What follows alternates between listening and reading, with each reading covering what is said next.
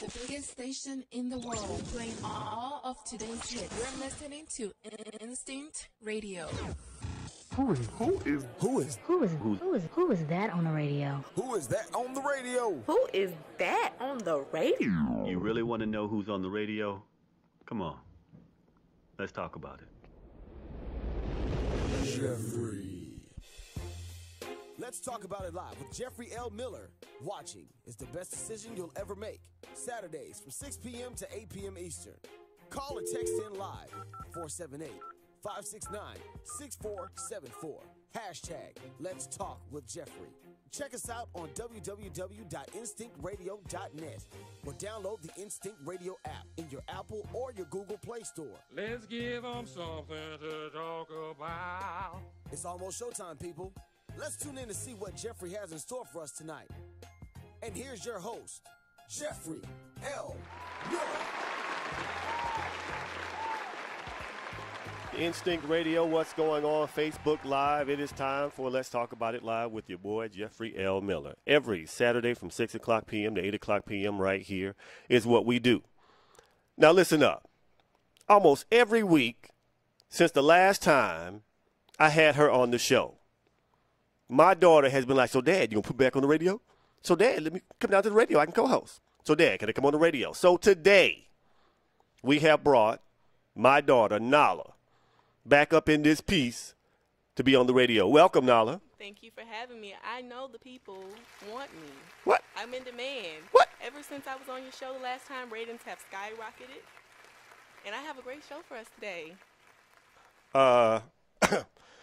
Okay, so, yeah, I'm trying to figure out where she get that from. So here we go. This is what we're going to do today. We're going to talk about the generational gap. Now, I'm not afraid to tell you, I'm pushing 50. Pushing 50. Hey, not ashamed to tell you. And this young lady right here, we were having a conversation one day, and we were just talking about how these young kids don't know how to do nothing. Just can't do nothing. The music ain't worth nothing. So we're going to talk about it today. Now, before we get that deep, I just wanted to discuss a couple of statistics with you. Now, when we're talking about the generations, we're talking about people who are, older than us, younger than us, all this good stuff. Well, let me pull up my notes and we'll talk about how it is defined technically. Who's in what generation and all that other good stuff. While I'm pulling that up, let me ask you this question. Nala, what's been going on with you since last time the people saw you? Give us an update. Well, I have been going to school. I do dual enrollment at Stevenson High School and Georgia Piedmont Technical College. I am a senior. I'm about to graduate, class of 2018. Goodness gracious. What's Sam? I have been working. I am a beauty advisor for ORS, and I just got off of work today. I very much enjoy my job. It's one of my favorite things to do. Uh-huh. I've been raising little Nahari. She just turned 7 months on September 8th. Uh-huh. And she's a lot of fun. And otherwise than that, I've just been kicking, pimping, cooling. Doing what? Cooling. No, you said kicking, pimping, cooling. Yeah. What? See, this is exactly what we're talking about right here. Young kids don't know nothing about nothing. The little phraseologies y'all got right now, they are garbage, garbage, garbage. All right, so thank you so much. Thank you so much. All right, now here we go. Now look, according to the Pew Research Center, as of 2015, the U.S. labor force has more people who were born between 1995 and, the labor force is now made up of millennials more than any other generation. Millennials. They are the market leader when it comes to the labor force. Now, let's talk about exactly how we're breaking this thing down. If you don't know what a millennial is, how you don't, or a Generation Xer, let's talk about it. The greatest generation, these are the people who were born before 1928. They are called the greatest generation. I don't know why, but that's what they decided to call them. The silent generation.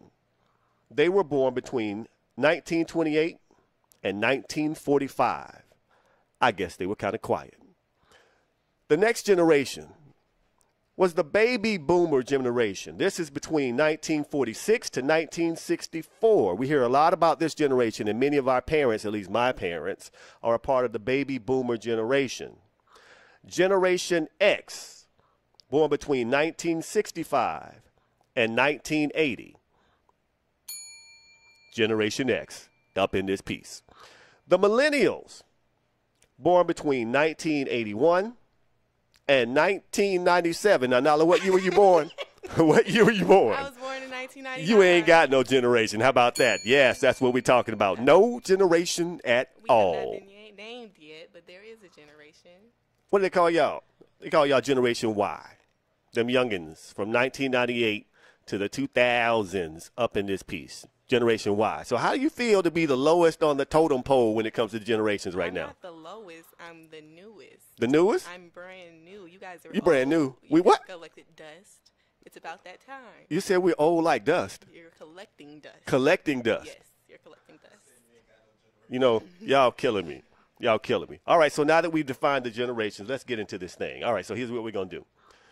We're just going to talk about some stuff about these teens.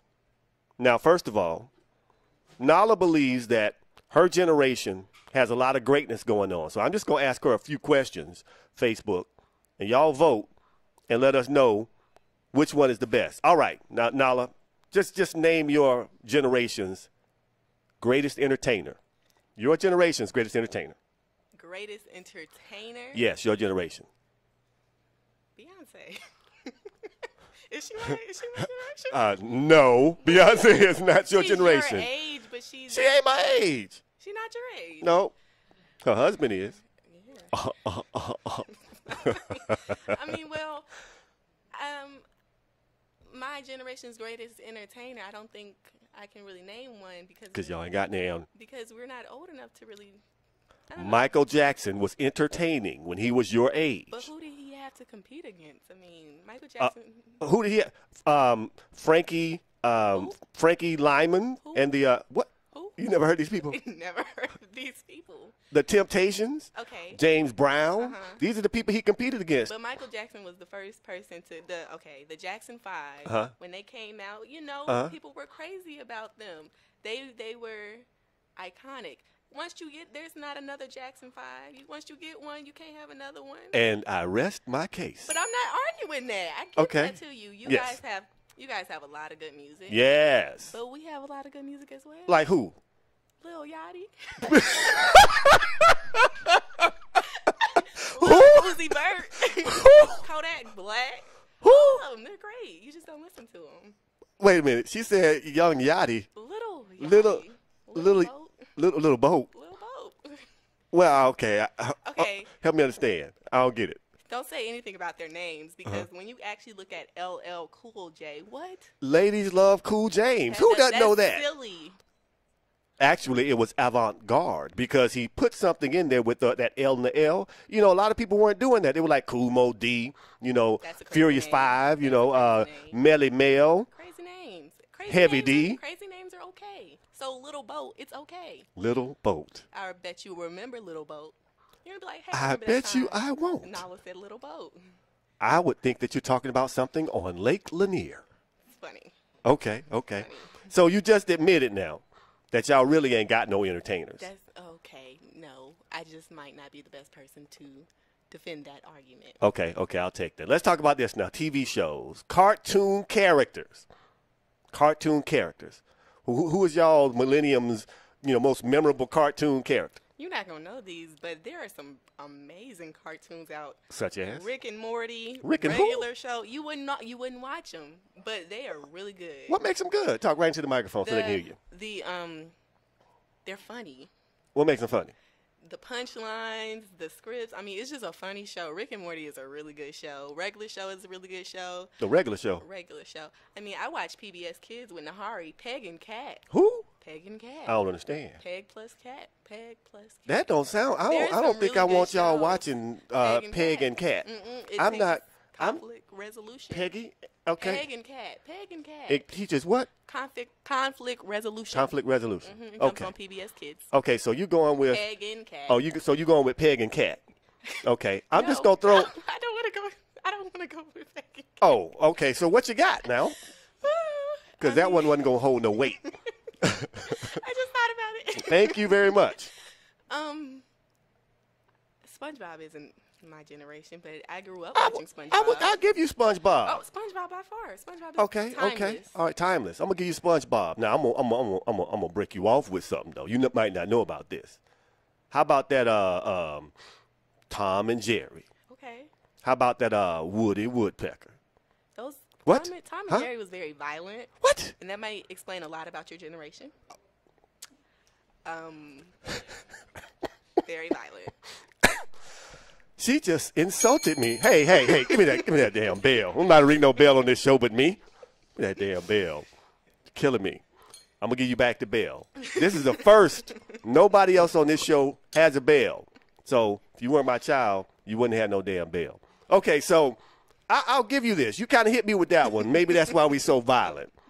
But I got some clips coming up now, and as we cue up this first clip, I just want you to understand something about your generation. Your generation is crazy as hell. Y'all do some of the craziest stuff ever in life. And I don't know why y'all do it. So let's take a look at this first clip, just showing you how crazy your generation is. Roll that clip for me, please.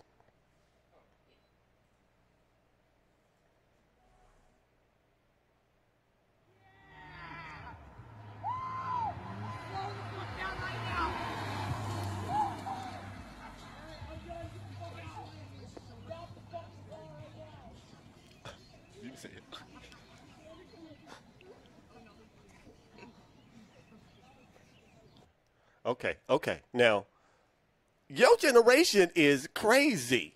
Did you not see this kid riding on the hood of the car surfing? I agree that's crazy, but I would like to point out one very important factor of that video. That boy was white.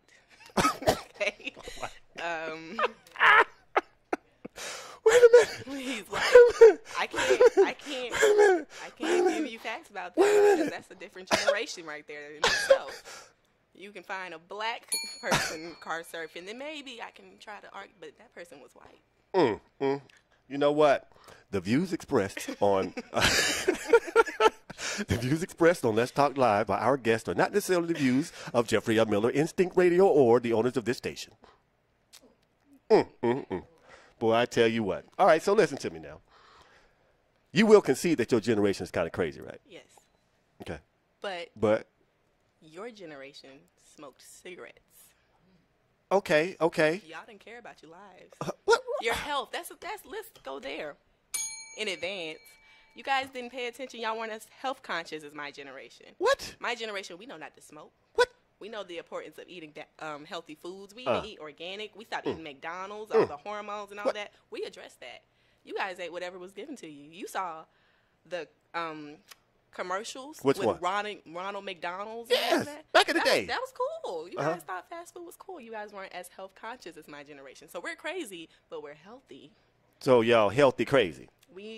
In the long run, when we are turning 45 and 50, won't be no diabetes. Won't be no high blood pressure. Why? Because we acknowledge that. I can't eat fries every day. Now look at him. I want you to understand something. Whatsoever I put on that damn table, I bet you ate. How about that? I make dinner, and dinner has been pretty healthy. We don't eat that many fried foods. Oh, that's now. Cause I want you to cook. I don't feel like cooking when I get home. But I'm talking about when you was growing up. How about you ate every morsel or whatever I put on that plate? Yes, because as a child, you didn't know about the healthy choices to be making. Hey, I want y'all to understand something, Facebook land. This is just for the book. She don't talk to me like this off the radio. Y'all better understand. I don't play that. But good point. You ring your own damn bell. I got my bell over here. Okay, so you say that we smoked. Let's talk about your generation. Y'all will smoke anything at all. I mean, anything. Y'all will find a piece of paper in the woods that's surrounded by some flowers and say, wow, let's see what this smoke's like, and then smoke it. Y'all smoke to the point where it's like, you know what? Y'all just walk around, you put your hands in your pockets, and smoke comes out. That's how much y'all smoke, and y'all smoke any and everything. I ain't even gonna go down the list, but for at least my generation, it was either marijuana Or crack. Or crack. Or hey, crack. hey, hold on a second. Or a crack. That was a government conspiracy. Thank you very much. But anyway, y'all smoke that, crack, crunch, pop. I don't know all these things, but you know, don't act like you don't know. Okay, I'm gonna admit they don't smoke anything, but they do like Xans and Percocets and Adderalls, prescription drugs. Thank you. Yes, but you guys take that for the many diseases that you guys have, and you take all these government pills for the diseases that you had because you didn't eat right as a child. Our generation does those pills for activities. What kind of activities? I mean, they want to get high. Oh, so they want to get high. Yes, but it's a choice. You guys don't have a choice. You either take the pills or die. Look at him. I'm going to need you to understand something. You're going to stop talking about the way my mama cooked for me when I was growing up, because I still look like I'm in my 30s. Thank you very much. That's good, but it's not me and you. It's y'all and us. Okay. All right. Y'all still crazy. So, okay, so let's talk about comedians. Mm-hmm. Your generation's comedian. Who are they? Okay, so social media is the big thing. We have a lot of social media entertainers. Emmanuel Hudson. Who? Emmanuel Hudson's asking all those questions. Oh, that's the Emmanuel Hudson. That's the one with the braids or whatever. Dreads, yeah. Okay. Emmanuel Hudson. So but he looked like he in my generation. he's like he's not as old as you. I don't know if I'm liking this conversation too much. He's my generation because he put it on social media for my people to see. Okay. It's not like he put it in the newspaper. Okay.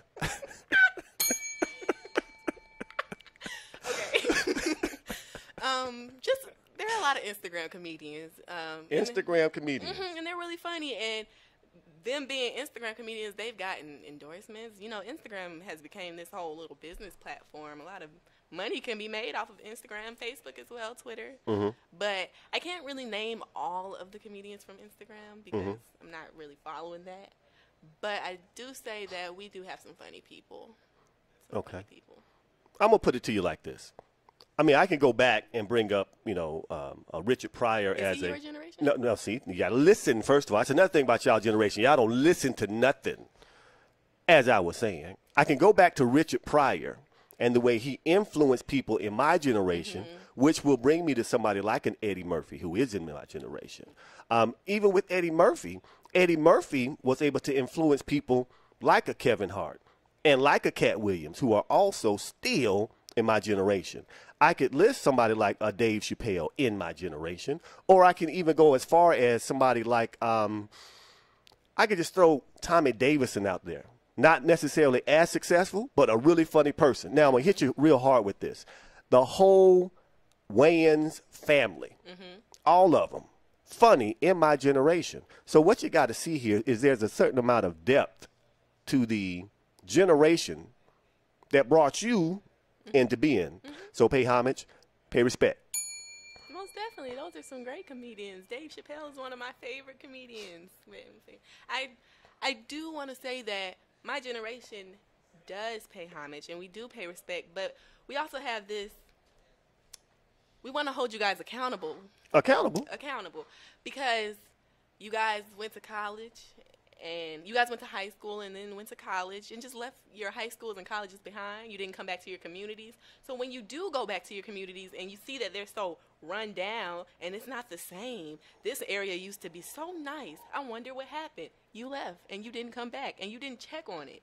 You left your school systems. And so when we look at the school systems and they're so broken and so, they're failing, and you wonder why. Because nobody came back to check on them. Nobody came back to help them. So it's not the same. And it's not the same because you didn't do it. You didn't play a role in maintaining it. So when we have these failing school systems and have all this failing in the community, we're on our own.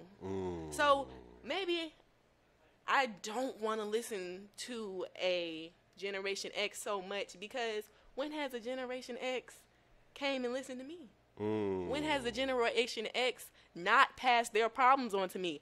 The debt, the environment. Did you recycle as a child? I did. I got paid for recycling aluminum cans that I collected on the side of the road to raise money so I could buy me a pair of Filas. Facebook, Dad's Facebook followers, how many of you guys recycled as a child faithfully?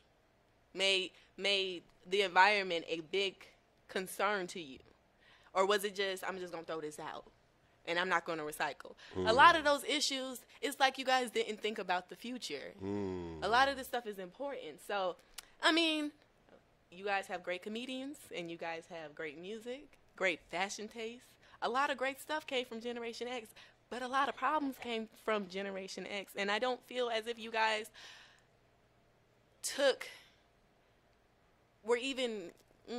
you guys didn't prepare for us. You guys didn't set us up for success. You kind of set us up for failure. So how we set y'all up for failure? This debt, why am I going to have Social Security? I think not. Yeah, of course you're going to have Social Security. Let's talk about this stuff now. Now, this is the part of the reason why it's fun bringing her on the show. Because, first of all, y'all see she got a little bit of sense. She get that from her daddy. In addition to that, though, these are some serious issues. Okay, so let's talk about the state of the economy as it relates to the debt. We're looking at a $20 trillion debt. $20 trillion debt. Now, there are plans right now in the government to change the tax structure, lower corporate taxes, tax cuts for the upper 1%, things like that, that would, based on projections, potentially raise deficits even higher. So, Nala, I'm going to ask you this question. What do you think someone in your generation can do to help to affect change when it comes to the things that you're inheriting?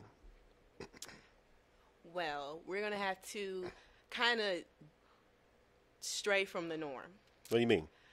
The norm is you graduate high school, you go to college, and then you get a job. But we all see now, going to college does not guarantee a job. True. Going to college guarantees, if you have to pay for college, going to college guarantees student loans that you have to pay back. It doesn't guarantee a job.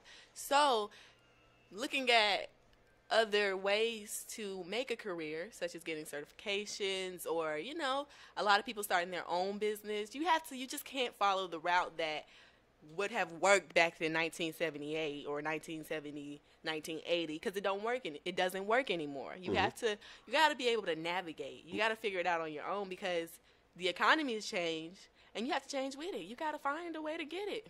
That's why so many young people hustle so hard. Hustle? They hustle so hard. I don't know about that hustle thing. Let me tell you about your generation when it comes to hustling. This is something that is a bit disappointing in your generation. Your generation doesn't understand true hustle. True hustle is getting out and doing whatever you really have to do to make it happen. I used to cut grass in high school so I could make money to buy what I wanted, grass. In college, I used to paint on people's clothes so I had money to spend in college. Here is what I see your generation doing more of, and this is something that kind of disturbs me. Walking around trying to look good, and that's about it. Now, that's not to cast aspersions on any individuals. I mean, as a collective unit, it seems like your generation expects to collect something, be given something, having accommodations made for them, as opposed to going out and working for it. I do agree with you. You got to do something different because times have changed. You just can't go to a factory and work at a factory for 20 years and retire like you could, or like my parents could. I can't even do that.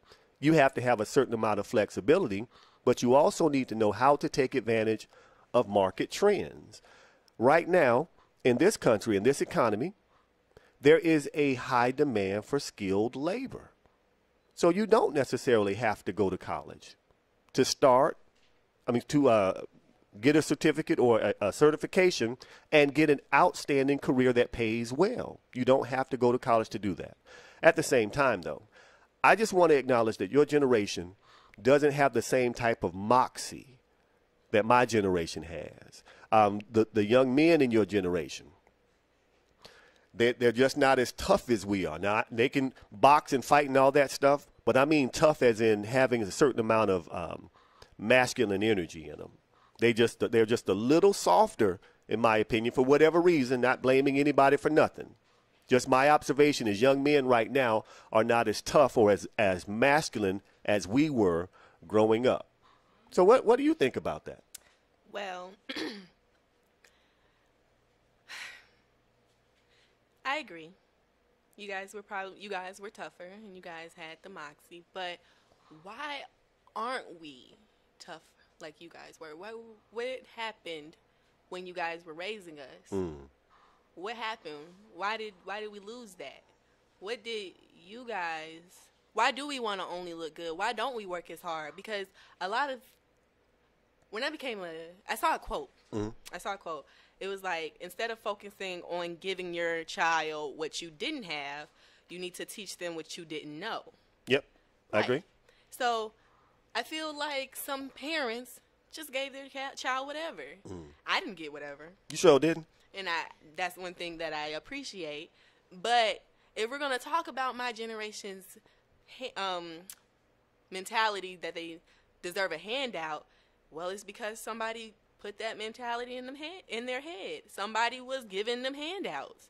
Somebody was coddling them, and somebody didn't expose them to the real world. So life definitely comes at you fast, and some people were not prepared properly about life coming at them fast.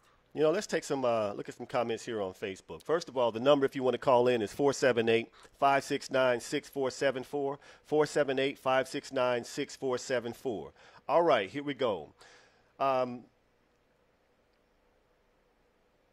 think this is Bryson. Generation Y lives at home with Generation X. They should be smarter than they are. I do not disagree with that. Stacy Darasaw says, I love her. Those diseases that our generation got from eating unhealthy. Hello, somebody. All right, Stacy, good deal. Dion signed off. Why'd you sign off, Dion? Come on back. People are laughing at you and your activities comment. They think that's funny. That ain't funny. All right, so here's a good one right here. Jeffrey Shields Hatch says, get him, Jeff. Yeah, that's me. And then sniff anything they can get their hands on also. Y'all smelling, sniffing, smoking some of everything. Y'all some recreational drug using little bitty. No, I'm going to keep on going. But it's a lot of Generation X's that are selling the drugs to the kids. Who's bringing the drugs to us? Now, look, let's go a little deeper than that. You know that at your school, you have knowledge of somebody by the grapevine that was conducting illegal activities on school property. Is that true? Yeah, but did he get the who is the plug? How old is the plug? I don't know what a plug is. How old is the connect? What? The connect can't come in. The connect cannot come into First of all, school. what's the plug in the connect? That's the person who gets the drugs from the supplier. How do you know all this stuff? We'll be back, ladies and gentlemen. I got to take care of something real quick. Excuse me 1 second. Anyways, moving back. The man can't come into the school being 45 or 36 and sell drugs to the kids. He'll get arrested. He's out of place. So instead, he goes around the corner and finds a boy who is desperate to make money, who ain't never had nothing because he don't have a dad, whose mama is always at work and he wants some cash. He finds that little boy, preys on his desperation, gives him a stack of cash and says, sell these drugs, and the little boy is down. Everybody gonna get some cash and he gets that, Okay. Good point. Give me this damn bell. All right, good point. Counterpoint. When I was growing up, some of the same things happened to me. I was approached by somebody in my neighborhood about selling drugs. Wow. First of all, he offered me some. And when I said no, I'm good. I guess he thought, okay, this guy's smart enough to know better than to do drugs. Then he said, hey, I can teach you how to make some money. He pulled money out of his pocket and showed me. Now, I promise you I was 12, 13 years old. Never told nobody this. 12, 13, being offered a chance at selling drugs and getting some money. And I walked away.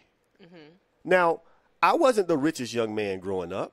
I come from a large family, 10 people, 12 people living in the household, 10 children, 12 people living in the household, sometimes more than that with nephews and nieces coming around. The bottom line of it, that was a choice.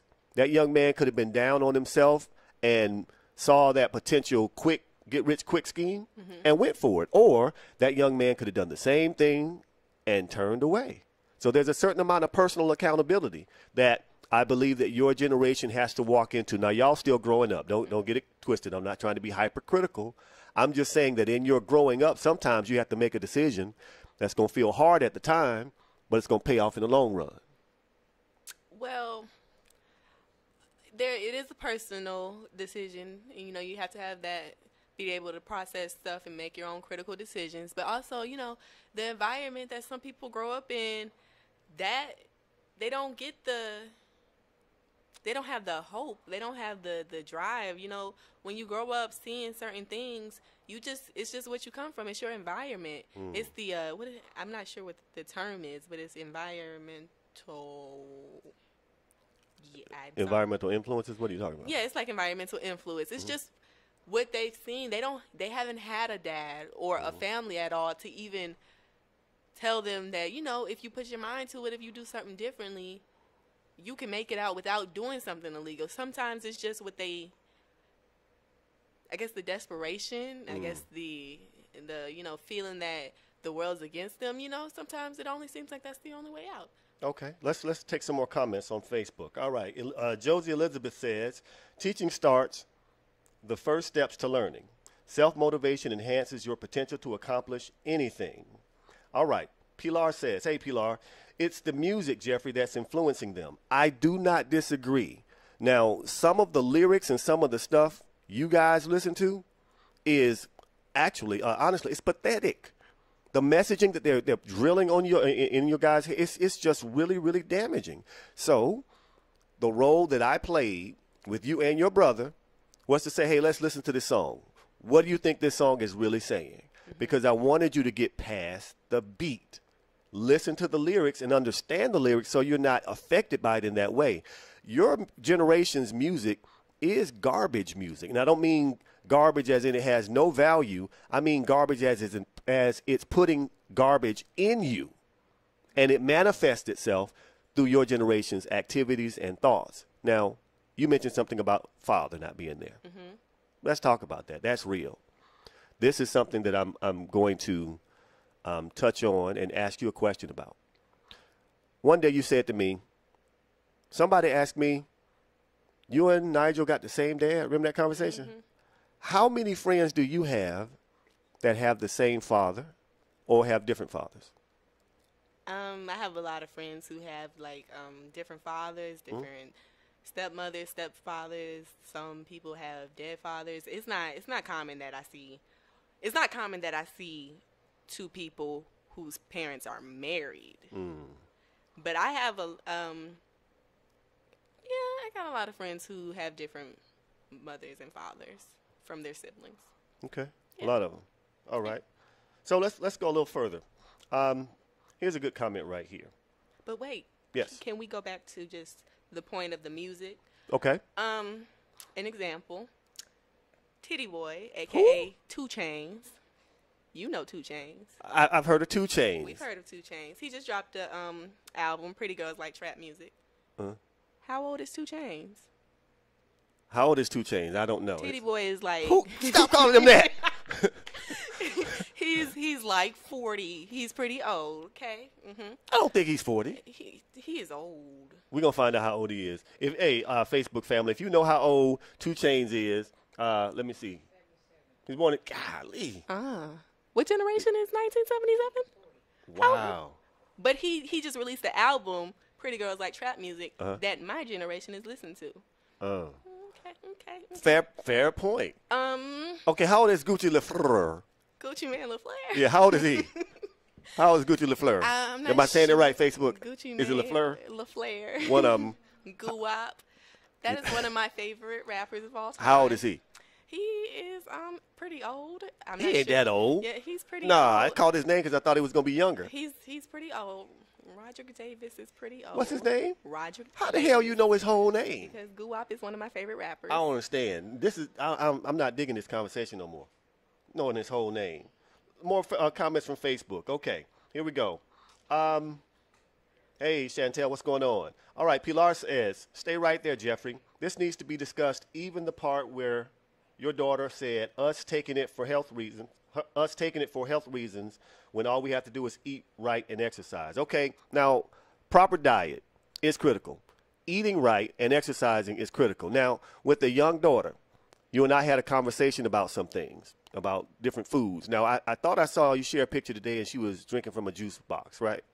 It was the squeezable applesauce. It was squeezable applesauce. Squeezable applesauce. It was like 100% organic. It's the Mott's. Okay.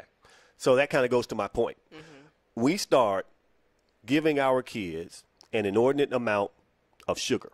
Mm-hmm. And they get hooked on sugar. I agree. Now, me and your mother used to fuss all the time about the amount of juice she gave to your brother. Mm-hmm. And every time I turned around, she'd slip him some more juice. Children don't need that much sugar. I agree. So I think the part that we can accept as parents is sometimes we didn't do our due diligence to make sure that you were fed the right types of things that would enrich and enhance your bodies the right way, not cause you to go through puberty at 7 or 9, some really young age for a young girl to go through puberty like that. So I will agree. That's something that parents can do better. Now, since you've learned things that our generation has done that you see as not done well, what are you doing differently from what you've seen? Gucci Mane is 37. I thought we was moving on. We are. Things I do differently. I'm very aware of labels. Labels? Labels. You got to read the labels. Okay. The dairy, the cow and the hormones that are fed to like cows and pigs, meat in general. Yep. You have to be very cautious of those hormones because that's what's contributing to the early puberty. But going to your guys' generation, you guys weren't, I'm sure if you guys would have known that certain things were going on, you wouldn't have done it. And a lot of those industries were doing things under the cover, and the average person wasn't going to go to investigate the meat industry. I mean, so you did what you thought was best. At the time, the formula on the bottle said it was the best. Mm-hmm. So you gave that formula. It wasn't like you were just being negligent. Mm-hmm. We're just not doing as much research. But now with the internet and all this technology, everything is exposed. Mm-hmm. You can find ingredient labels online, and then this type of ingredient causes cancer. I mean, so much more knowledge is available. Mm-hmm. So as a parent, what I have to do now is I have to take hold of that knowledge. I have to do my research because it's there. It's easier to access now. So I have to research a lot because a lot of stuff isn't safe. A lot of stuff causes cancer. So I just have to make sure that I'm just doing my research on products before I just listen to what the advertisement says. Okay, fair enough. Now, I think it's Bryson Hampton. I hope I'm pronouncing your name correctly. She says, this crosses all generations. The difference is Generation Y is so quick to embrace and glamorize mediocrity. They are vocal about what is wrong, quick to point the blame, but slow to be the change or take accountability. Now, I kind of agree with that. Your generation, there are things that I believe that you can do. You can grab it in a different way. Now, I saw a clip not long ago. I was trying to find it because I wanted to share it. I think this young lady was like 19 to 21, and she was on Fox News with a political expert, and she was ripping him to shreds. He said something about something. She came back. She said, no, that's not it. This is what it is, and X, Y, and Z. then it got to the point she was ripping him up so bad. She said, I don't know who prepared you for this interview, but clearly they didn't get you ready for what was about to happen. He made a comment like, hey, how are we going to pay for free school, free college for everybody?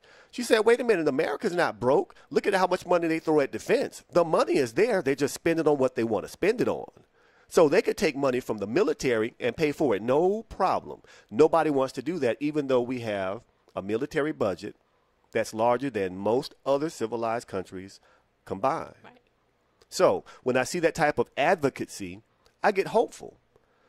Then I see the little guys running around here with their butt showing, the little pants. So how can we bridge the gap between that example of that intelligent person in your generation and then the I'm going to call them, what's a good word? They're the guys. The guys. I don't feel like we can make that correlation because he might be sagging, but he could be very smart. He could just have the same plan. He could save the country just because he's sagging. I think our generation is more open. If she wants to dress a certain way, you guys were told, a lady has to do this, a lady has to do that, a man has to do this, a man has to do that. True enough, there are certain things that we should adhere to, and most those things are true.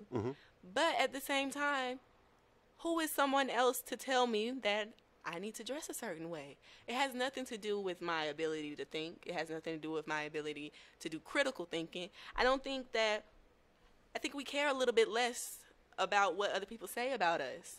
And I think that's an important thing. I don't think you should care what anybody says about you as long as you are better in yourself and you are comfortable with yourself and you love yourself.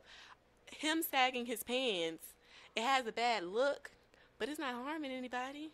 Okay, let's talk about it not harming anybody, because I do believe it does cause harm. And here's what I mean. There's a certain way that I remember dressing. We used to wear our shirts untucked, and it was a big deal. I mean, the middle school I went to or junior high school I went to, when we wore our shirts untucked, they changed the rules. You must tuck your shirts in. We just had our shirts untucked. That was it. And they came down on us. And what it taught us, there was a certain amount of etiquette that you needed when you're out in public. Okay. Just etiquette. Now, I don't think that's a bad thing. If you go to somebody's job and you don't know how to dress for an interview, that's something that you just cannot translate. I mean, that's something that's not acceptable. I have the opportunity, fortunately, to see people who need jobs and interview them every now and then. And I can't tell you how many people come in sagging. So I understand, yes, you should be able to express yourself. And all that stuff is great. There's also a time when etiquette comes into play and you need to show a certain level of decorum. I agree. However, we can't say that because he's sagging, he's not on the level of the woman who schooled the man on Fox News because he's sagging. Now, sagging, I'm not defending sagging. I think it's awful. But it's not sagging. It's appearance. You know, you can't say that he's you can't judge him on his appearance. Now, I wish I had a better example besides sagging, because sagging's pretty bad. Yeah, it's terrible. It's awful. Let's go with hair color. Hair color. You know, women, girls, black girls like to wear crazy hair colors, crazy hairstyles. All women do. Yeah, yeah. But I'm going to talk about the black girls. Okay, all right. And the black girls who like to wear the long weave and the long extensions and the braids and the hoops and pop gum and wear lip gloss and wear false eyelashes. You know, people feel like... I hate it. Oh. You feel like that's ghetto. She's ghetto. I've been around people who will see a woman and she's dressed a certain way and they'll say, now she know better than to come out the house looking like that. She should know better. You can't say that, because if that's what she wants to wear, I feel like it's almost shallow. It's almost shallow. It's very shallow. Shallow. You're telling her how she should come out the house looking like, but she's fine what she's doing. She's not hurting anybody. Okay. But yeah, that's just what I'm saying about appearance-wise. Sagging, especially if you're going for a job interview. There's a certain way that you should dress for jobs. There's certain ways you should dress for school. But if you're out by yourself and you're just walking around and you're not bothering anybody, I don't feel like saying, I feel like that is a problem with the community, the African American community. We want to put each other down so bad, especially older people. Older people love putting the young folks down instead of applauding them on their creativity. That's because y'all crazy. All right, so here we go. Now listen, some more comments from Facebook. Chantel says, people are visual, and we are initially judged by our appearance. Correct. All right, so we agree on that. Mm-hmm. All right, so that's a part that you can actually control, and I think this is where there may be a gap in understanding with me saying, hey, don't wear this or wear that or take them, you know what I'm talking about. Mm-hmm. So I ain't gonna put you on blast. I ain't gonna put it on blast. It's my daughter still. But the bottom line of it is, especially with women, when I grew up, the women that I saw on TV were sophisticated. They were classy. They were very, very attractive. And they set a standard that I wanted in the woman that I saw. Your generation, you get a Beyonce one time, but then you'll get an image of Nicki Minaj another time. And it's like, okay, who are your positive examples? So let me ask you this. When you look outside of your house and you're looking at someone, a woman that you see as an example, or setting a standard, who do you look at? Rihanna. We'll be back Robin. after these messages. I have to make sure we do some corrective actions right here. Rihanna, she does charity work. She has her own makeup line. She's in movies. She has music. Okay. All right. Rihanna is a powerhouse. Rihanna Okay. is a powerhouse. Okay. If you look at what Rihanna has done for as far as charity work, she's definitely a powerhouse. Okay. But let's scoot back a little bit. We're talking about TV, right? What you saw on TV. Yes. When you were growing up. Yes. That wasn't your generation, right? Let's see. Yeah, it was my generation. But like the Cosby Show, is that a good example? Well, no, those people were ahead of, that was the generation before you. mine. However, there were women on that show that are in my generation. Such as? Lisa Bonet.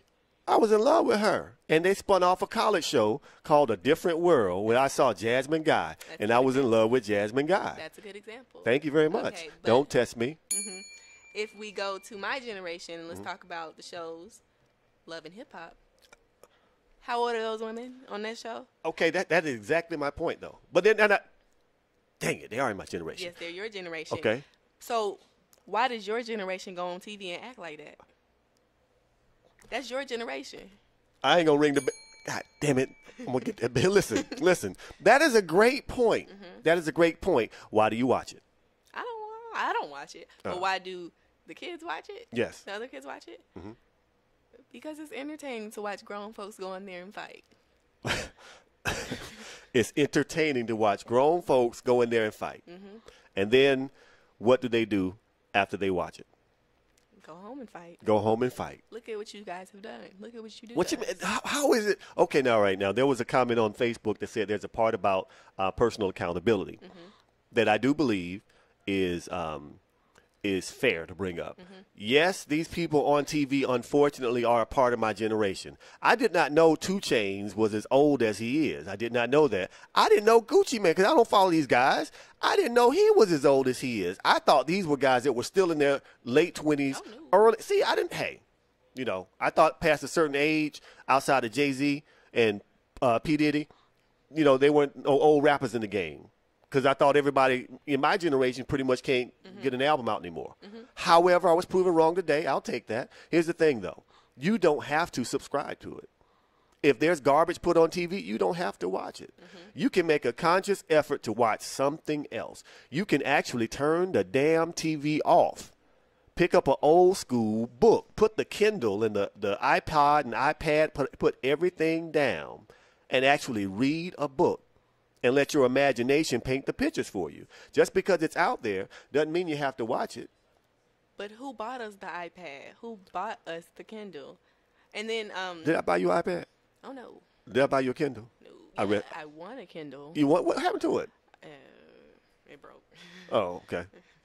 But it's like, yeah, we're personally should be accountable, but when we're growing up, you're not fully accountable for yourself. Your parents have some accountability for their children, right? True. Right. Yes. So when we want to talk about why Susie wants to watch Love and Hip Hop so much, did her mother ever tell her, don't watch Love and Hip Hop? Or did her mother ever tell her that's not something to look up to?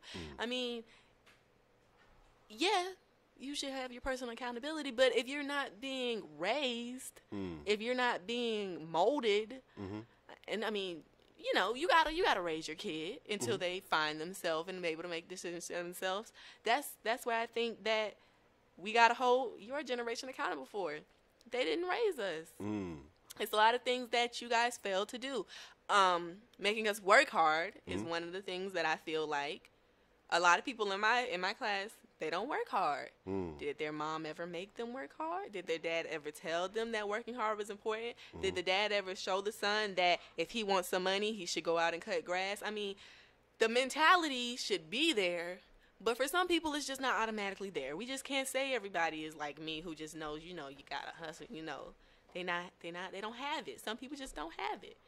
You know, that's a fair notion. Let's talk about the generational challenges that my generation faced. My generation was pretty much the first generation with fewer fathers in the home than the previous generation. Fewer fathers in the home. Now, the impact of that was this, and Sonia brings this up. Mother was busy working because she had a choice to make. Either she's going to go to work and put the time in to be able to put food on the table, or she's not going to work. Not working puts her in jeopardy of not being able to provide for the children. It's a non-factor. She's not going to make that choice to not go to work. So that being said, what she decided to do was choose the lesser of two, I won't say evils because that's not the right term, but the lesser of two choices. Right. Go to work and make sure that at least you'll have heat, water, food at home. Now, here's the part that I believe that your generation can take ownership of. At this point, you turning 18, there's a point where you have, hey, don't let it go to your head. But yeah, turning 18, you have to go ahead and start taking accountability for your life now and start making actions and decisions based on good judgment and discernment. Now, just because you didn't get every single lesson growing up doesn't mean that right now you can't start to develop and make good decisions. It's a conscious effort to accept what happened in the past, not as mistakes, but as learning points, and then moving forward. And I think somebody else said this on the post, your generation wants to stay home until they retire, as opposed to leaving at 18 like my generation did. I would disagree. What? Okay, let me start here. Okay. I do agree about you can't learn every lesson because you can't teach every lesson. But I think that some lessons are way more important than others. I do not agree with the we want to stay there till we're 18, at home till we're 18. It's just that when you were 18, you could get a minimum wage job. Or you could just get a job. It was easy for you to get a job. We can't get a job because there are 40-year-olds and 30-year-olds who work at the jobs we're supposed to have. So it's not easy for us to just move out at 18. I mean, if we do, we might end up, you know, it might not be the best thing for us to do. We might end up in a hole. We might put ourselves further back than we need to be. It's not easy. It's not easy at all. I think it's way harder. It is way harder. This economy is so bad. So because a person is 18, 18 now is like, you don't have as much figured out. You don't have much figured out. You don't. That's true.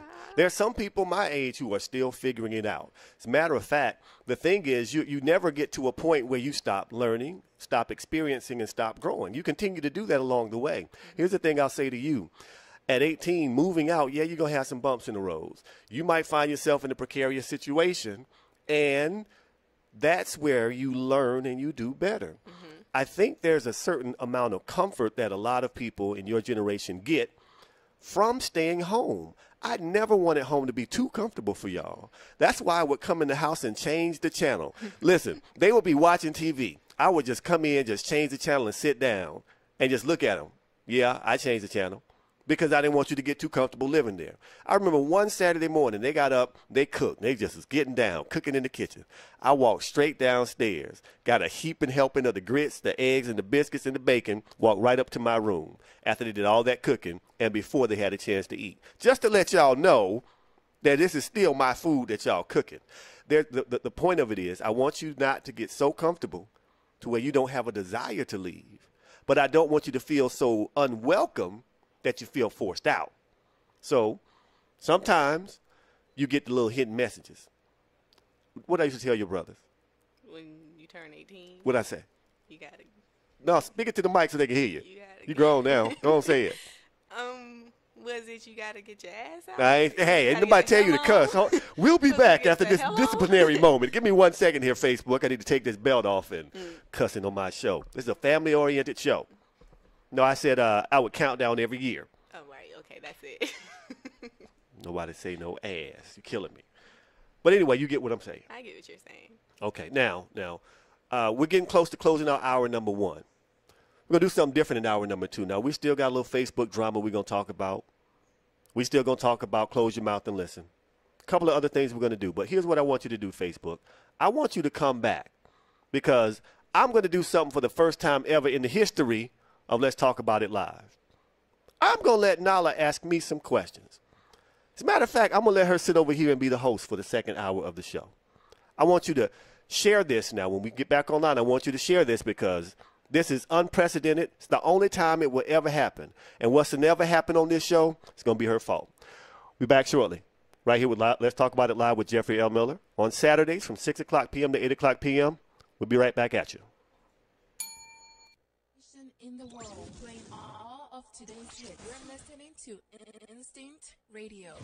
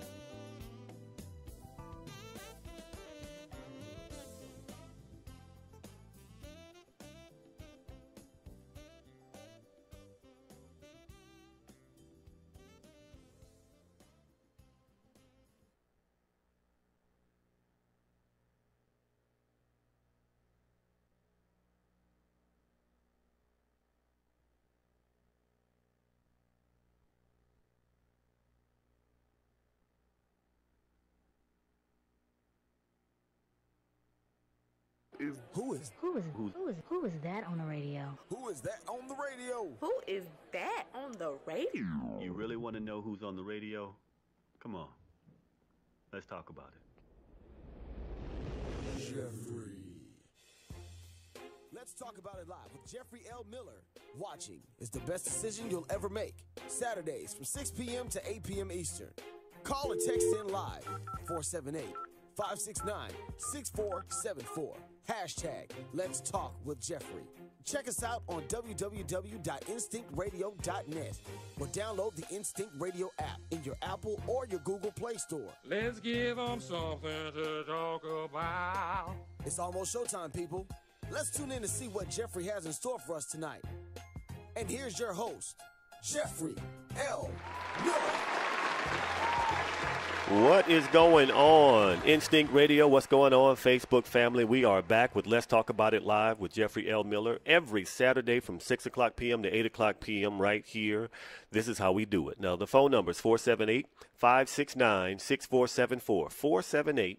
478-569-6474. Make sure you give us a call if you got a comment or give us a comment on Facebook Live and we'll read it here on the spot. Now, I feel so funny sitting over here, but we're going to let Nala, our guest this week, run the show now. Before we do that, we've been talking a whole lot about the generations and what her generation does and how crazy and whack they are and how they just messing everything up and they just killing me. But you know what time it is. It's time for you to close your mouth and listen. You ask me some questions. I give you some answers from a man's point of view. Now, I actually have two reasons why the habitually single man and the habitually single woman might be single, but here is the disclaimer. Now, what I'm going to talk about, it might not apply to you. And if it doesn't apply to you, I don't want you to put your foot in these shoes. But if it does apply to you, I want you to put both feet in the stilettos and both feet in the Timberland and walk around in them because you're going to learn something tonight. Ladies, you are first. Ladies, you might be single because you suffer from something called the jester complex. Now, I've talked about this before, and I'm just going to go right back to it because it works like this. See, when you want to be entertained and you're a queen, you can summon someone called a jester, the court jester. He'll dance, he'll jump around, do flips, tell jokes, or whatever to entertain you. Now, if he succeeds, he gets to eat that night.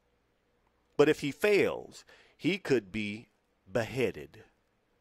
Now, here's the metaphor, of course, to the modern woman.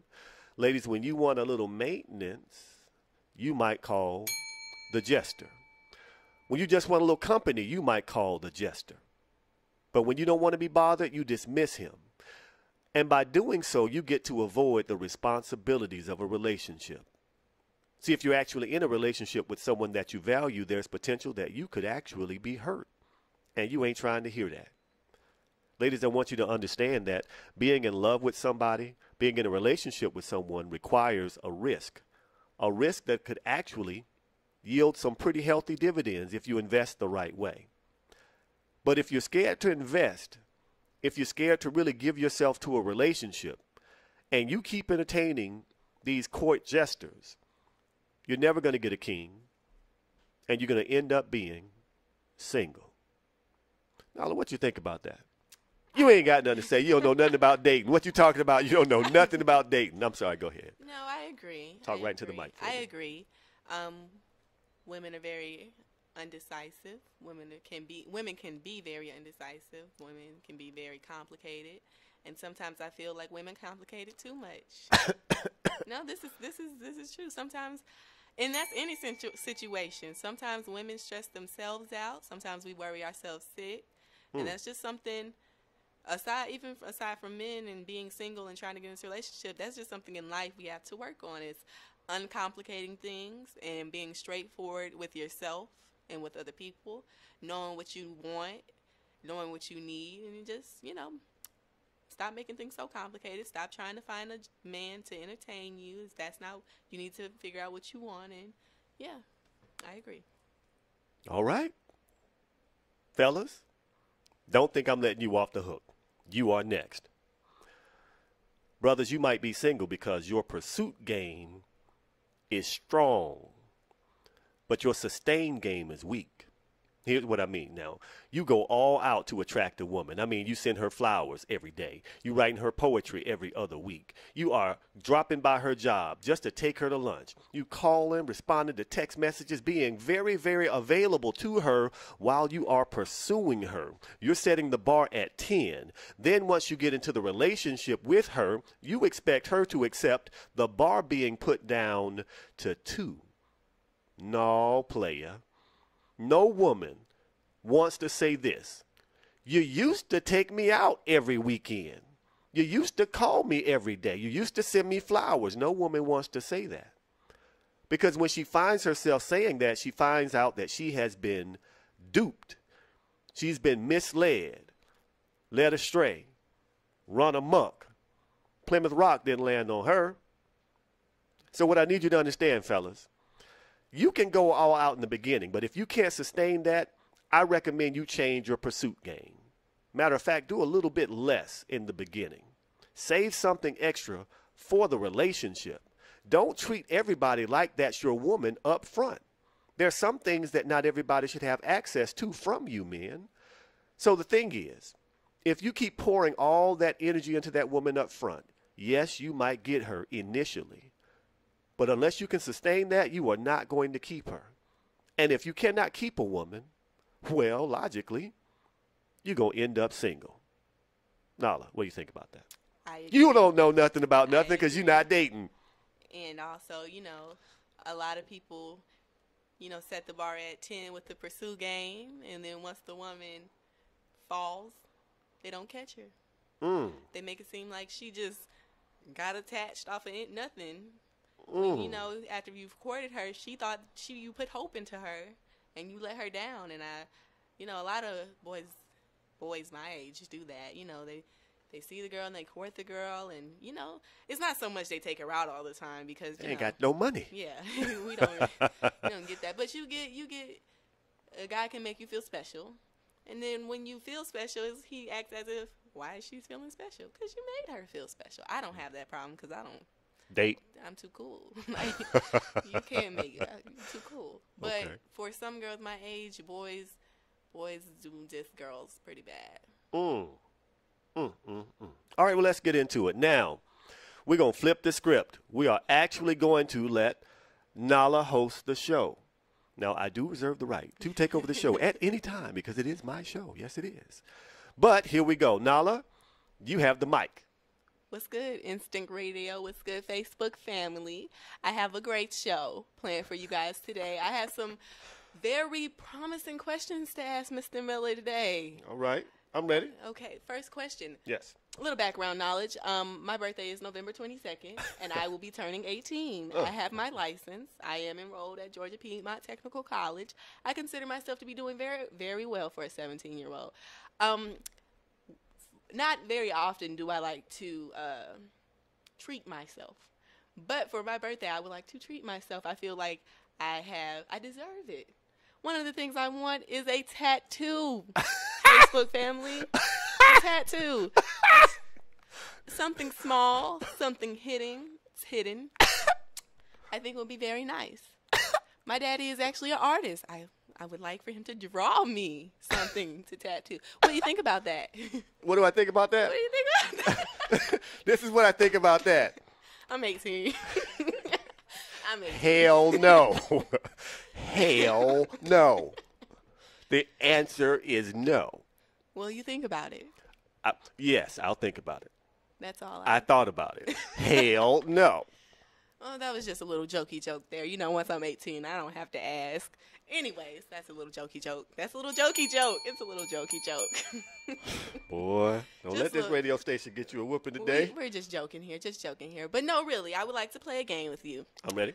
It's called When You Were 17, When I'm 17. So I'm going to just ask you a couple questions about when you were 17, and then we might compare to me being 17 right now. The first question, who was your best friend at 17? Same person as my best friend right now, a guy named Jeffrey Allen Britt, living in Columbus, Georgia. Been the same best friend for, 40 years. Damn.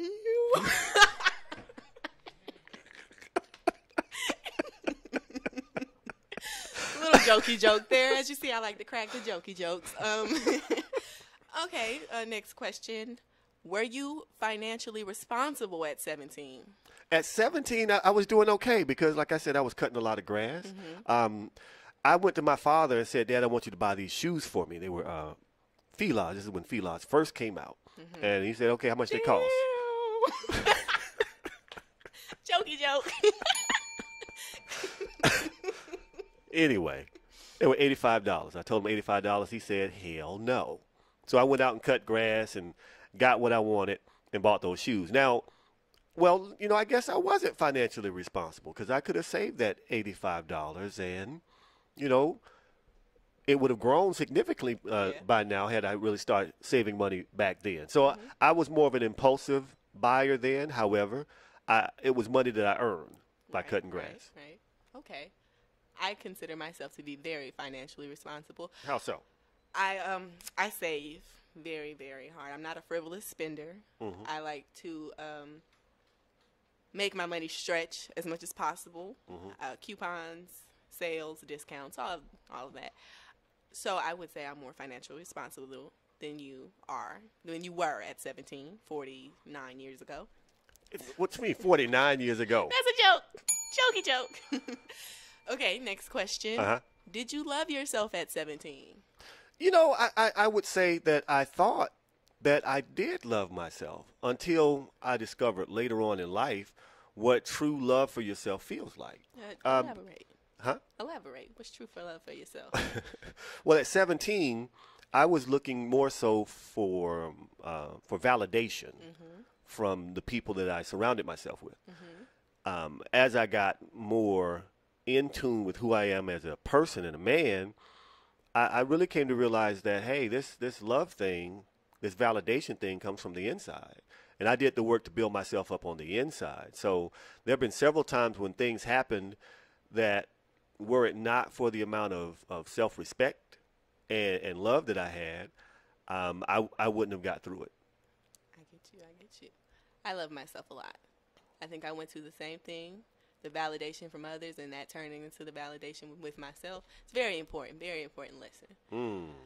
Okay. What were you looking for in a girl at 17? We'll be back after this moment. At 17, oh my goodness. I had a girlfriend at 17.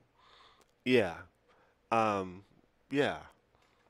Okay. Yes, I had a girlfriend at 17. Good. Yes. Next question. Next question. So in school, would you say you were pretty smart? Oh, no. I was very, very smart. I've always been very intelligent. Now, my grades never reflected how smart I was until college. I was, I would say, gifted but very lazy in high school, in that I didn't want to do too much because people talked about the smart kids. You know, I didn't want to be, I just wanted to blend in. And as long as I blended in, you know, it wasn't no problems. The thing was, I've always been very, very intelligent. So my grades didn't reflect the amount of intelligence I had. I understand. Always been very intelligent. I understand. So what would you go back in time and tell 17-year-old you? I would tell 17-year-old me that everything is going to work out. Oh, okay. Were you scared that things weren't going to work out at 17? No. You know, there's a part where sometimes you look back on life and you say, oh, if I had done this or if I had said this and stuff like that. That basically fuels regret. And I don't believe in regret. If I have an opportunity to do something that I didn't do when I was younger, I do it. Or, you know, somebody I want to talk to, anything like that, I just do it. Instead of, you know, saying I'm not where I should be, I value where I am. So I just remind myself, I give myself that lesson. Everything works out in the end. So. I understand. So you've lived for a while, quite a while. You're pretty seasoned, not yet blackened, but pretty seasoned. So let's talk about some changes you've seen. Because you lived a little bit. You were there before cell phones, right? Yes. Damn! So, as a person who gets to see been living for a while and you see all these changes, what's something that has came into play now that 17-year-old you just would not believe? Now, oh, man, I would say the thing that's around now that I wouldn't have believed at 17 is the internet. We had computers, and computers were just starting to really catch on and get in the common household and stuff like that, or the average household. But the way that it is now, the way we are completely immersed in technology, I didn't see that. I thought computers would come along, but only the super rich would have them, or the wealthy would have them. Now, virtually everybody at every level has some type of supercomputer in their pocket. That's it. Okay. Well, what were some things when you were 17? What was pop culture when you were 17? What was the song on the radio? I know we about to get into we about to really tell his age right now. This is hilarious. I don't know who child this is. Keith Sweat, I'll Be Sure, New Edition was hot again. Duran Duran had a couple of really nice songs. You never heard of Duran Duran? I've never heard of Duran Duran. You're killing me. Let me think. Rick James, Prince, Michael Jackson, they were all doing well. Rap music was in its heyday. You could get KRS-One, Public Enemy, LL Cool J. You could get people, a guy named Special Ed. He had one song. Well, he had more than one song, but the song was just really, really, really hot. I think the depth of the rap game or the rap industry when I was coming up was there. So I could get an MC Light. I could get a Queen Latifah. I could get women that were rapping just as well as the men, but they had a whole lot of gravitas that some of the women that are rapping now, they just don't have. In addition, though, we still had Uncle Luke. So if we wanted to go and scrub the ground or whatever, we could do that, but we had some knowledge being spit at the same time in equal amounts, if not more amounts than we did Uncle Luke or NWA or MC Hammer or Ice Cube or, you see where we're going with this? I got you. Yes. I got you. Yes, second. So, Digital Underground. What was your appearance like? Big question. Did you have hair? It's hilarious. It's hilarious. I had a head full of hair. Your mama took my hair. I had a head full of hair. I had that fade. I had them waves. Couldn't tell me nothing. Now, they had no hair on my face except a little mustache going on. But, yeah, I had a head full of hair. What did you wear? What was in style? The felines and what else? Nikes, Adidas, those were the trends then. Okay. I forgot Run DMC. I can't believe I forgot Run DMC. Can't believe We had the sweatsuits then. They were pretty popular. Pumas were pretty popular. Okay. Members only jackets kind of was fading out a little bit. Michael Jackson was he just basically brought so much stuff in that it's parachute pants. Can't forget parachute pants. Jeez. Yes, back in the day. Stretch pants. That's when that stuff first came out. Yes. And a lot of those trends repeat now. That's all people wearing now, sweatsuits, Adidas, Nikes. It Yep. repeats. So you've been grown for a while. You're pretty grown. Do you miss being a kid? Oh, man. When I see me, there's a picture of me when I was 6. When I close my eyes, that's what I see. Because at 6, everything was just an adventure. Everything was fun. And when I close my eyes and see that, I still have an adventure. I still have fun. Everything still is exciting. I still like to, I'm still enthusiastic. The difference is I get to see me through, or I got to see me through you and your brother. Your brother used to do some of the same stuff I did, and I would just sit back like, wow, that's me. So I think I'm good. I wouldn't want to go back to being a kid. I would want to not have to pay bills. Yes, I missed that part. That'd be fun. You're going to miss it too. Watch what I tell you. Car insurance is already wiping me out. And it should. It shouldn't. It shouldn't. I forgot salt and pepper. Thank you, Sonya. I forgot Slick Rick. Thank you, Brother Sterling. I need to turn this to you so you can read the comments that are on Facebook. All right. Yes. D. Young said you were right about that with a supercomputer in the pocket. Yep. A supercomputer. Yeah, that's what the cell phone basically is, or a smartphone is, a supercomputer. So, you've done a lot. What would be give me a time, maybe an age that was like the highlight of your life. Now, you can have multiple ages because, multiple highlights of your life, but what was that age that was really good to you? It can be a year that was really good to you. My college years were a lot of fun. I met a lot of people that I'm still friends with to this day. We all grew up together. I think my college years for my generation were very, very powerful because we had a lot of powerful images on TV to see. We saw us. We saw, Morris Brown being represented on TV, Clark Atlanta being represented on TV, Howard represented on TV, and we were all there living our story on TV. This is when Martin first came out in my college years. Martin was absolutely hilarious. Now, it started off and he had catchphrases that we were all repeating. And it's like, Martin was a positive show. Even though it had some, some funny things, it didn't go down into buffoonery. Right. Understand. It was very funny. So my college years were banging. And you need to thank Morris Brown College for my college years. Because Yeah. That's how I met your mama. Funny, haha. Thankful that you met my mom. Exactly. So one thing I applaud you for is your activism in regards to Morris Brown College. You've been very active, and I think that's good. But the question I have for your generation is, why do a lot of the others not return back to the community or become alumni? And why have so many HBCUs gone under and there hasn't been much more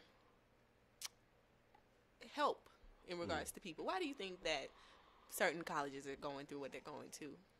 That's a great question. The primary reason is the dependence that HBCUs have, most of them, on federal financial aid. The students coming there, unfortunately, have to apply for the federal financial aid. There was, a couple of years ago, a change to the way financial aid was given. It became more difficult to obtain. That started a downward cycle that hurt HBCU enrollment and tuition. So they start struggling then. When they started struggling and enrollment started to become reduced because they couldn't compete with the state schools in many instances, that's when we started to see a really dangerous instance. Then Pell Grants got more difficult to get. Those things started the trend. That happened under George W. Bush. Now, by the time Bush was out of office, a lot of HBCUs were already on the brink. We did expect for President Obama to do more than he did. He did not. He really did not come through for HBCUs. That's one thing that I will say about his presidency. He did not come through for HBCUs. Here's the part, though, that still gets back to the alums. We have some schools that are doing fine. They have a very healthy and robust alumni base. We have some schools that were put on academic probation by their accrediting agency, where the alumni rallied and helped to shore up the school. What we also have, though, is we have that notion of, I got mine. I came to the HBCU to get mine. I got it, now I'm gone. And we don't give back. We do the same thing in our communities, unfortunately. We get educated and we leave our communities instead of staying and building our communities back up. So all that said, I think it's a bit of conditioning that we've been through. Ours and unfortunately, what we have isn't seen as good enough. We want to go get something that other people have because that's how we've been conditioned to think, and I think that's what causes it. Great answer. So, as somebody who is about to apply for college, two-part question. What would be some advice about the college application, about going to college, that you would have told yourself or that you wish to tell me or anybody else who's listening that it's about to go to college? And another question, what is the importance of going to a HBCU versus a PWI? PWI, yes. Well, I would have told myself this. Your grades actually do matter. No matter how smart you are in your mind, it has to show up on paper. And that will influence how much money you can get to go as opposed to how much you have to apply for to get to go to school. So what I'll tell you is all of the letters that you've gotten, you need to open every single one of them. You need to look at each one of those colleges and see who's going to give you the best bang for the buck, because you're in a position where you might be able to go to school without having to pay for it. Excellent position. HBCUs, that's where I believe you should go because it exposes you to other people who look just like you. And that's where you can start to network. And instead of looking for a job, you can create a job in college and take that job out into the marketplace and employ people. Some of them can look just like you. Mm-hmm. So you have to approach the next step not from what type of job you're going to get, but from what you can build.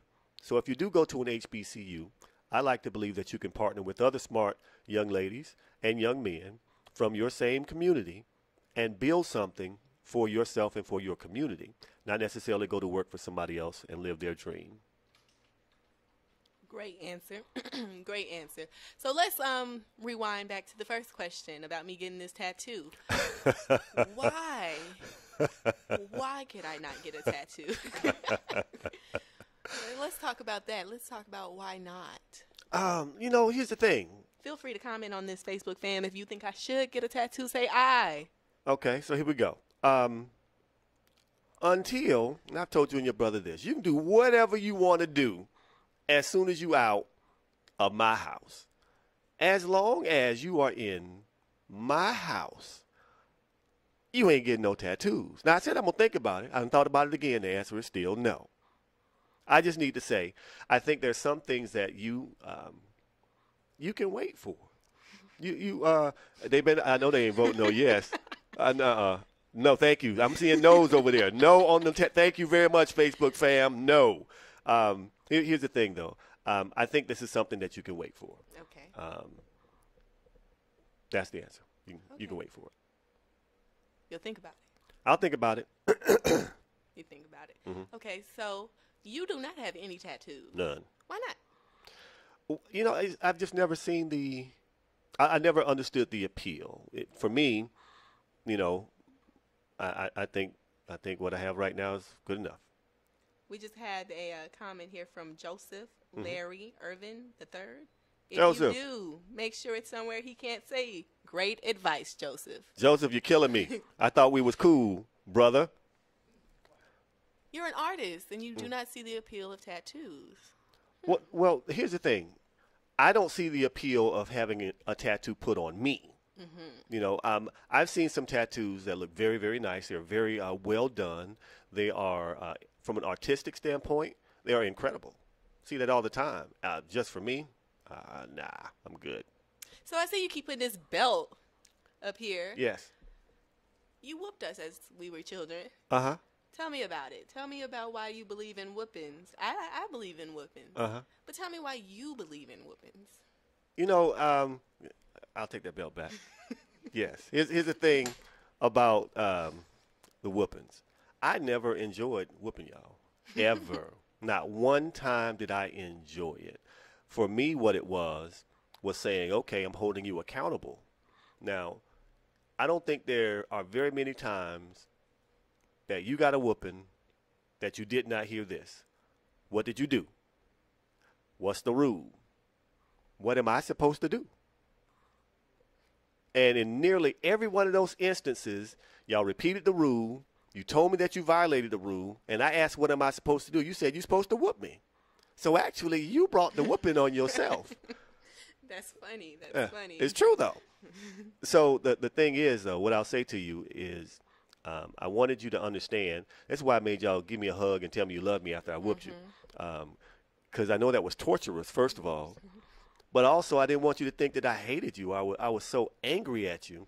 I want you to understand that I loved you enough, and I still do, to discipline you. So that's how that goes.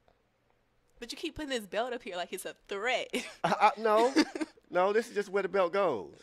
Just right here. Mm-hmm, I do this every show. Okay, funny.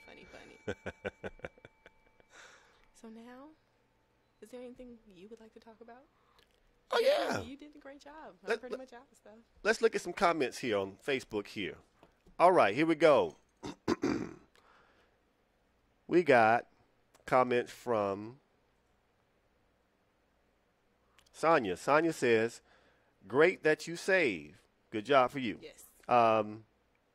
Sonia says she's going to get a tattoo, exclamation point. No, she's not, Sonia. No, she's not. Sonia says, oh, no, my daughter did the same thing. Dang it. All right, so here we go. All right, looking at some of these questions. Gwendolyn Coley says, that was a shock. A tattoo? She playing. She don't really want a tattoo. Gwen, my hair is red. Her hair is red. My hair is red. D says, you are right about that supercomputer in the pocket. That's correct. I saw that. Sonia reminded me of Salt and Pepper.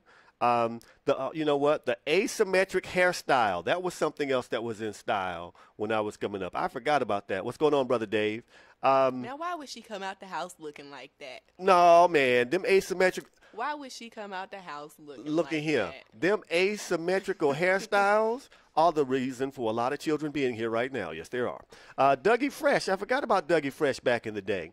Car insurance. Yeah, how much do you pay for car insurance? Me, I pay $333 A month. a month. Okay, that's actually not that bad for your age. Actually, it's not that bad. All right, so Brother Dave says, having an honest and open conversation with your younger one. Yep, that's what we're doing here, man. We're just chopping it up on a Saturday on Let's Talk About It Live with Jeffrey L. Miller. Now, listen, now I'm going to ask you some questions now. This is real easy, real easy. Here we go.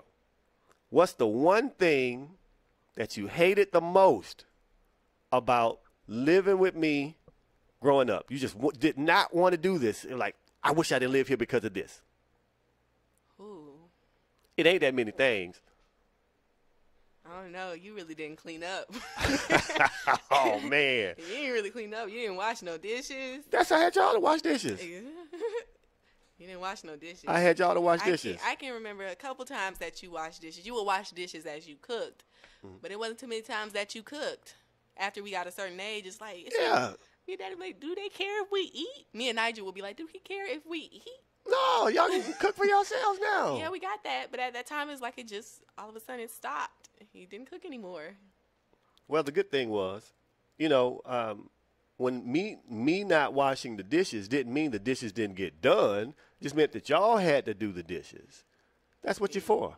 That's something that I'm waiting for Nahari to get about 6, 7. See, that's how it goes. Done washing dishes. Life lessons. Life lessons.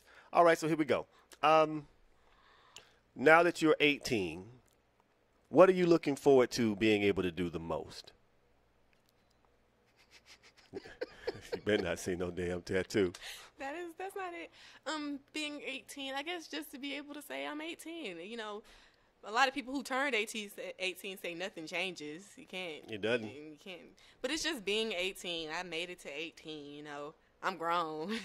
You're grown. I'm grown. Okay. Now, I want to go back to where we were in the first hour. We got a couple of clips. There are all types of challenges that your generation loves to do. Y'all got a challenge for everything. This challenge and that challenge. We're going to look at a couple of the challenges that y'all got that I believe are absolutely crazy. We'll play one clip. We'll stop it. Then we'll talk about it. We'll play another. We got like 3 clips total. But I really want to know what's going on in the mind of your generations. First clip, here we go. First glance, it seems harmless. The banana peel challenge.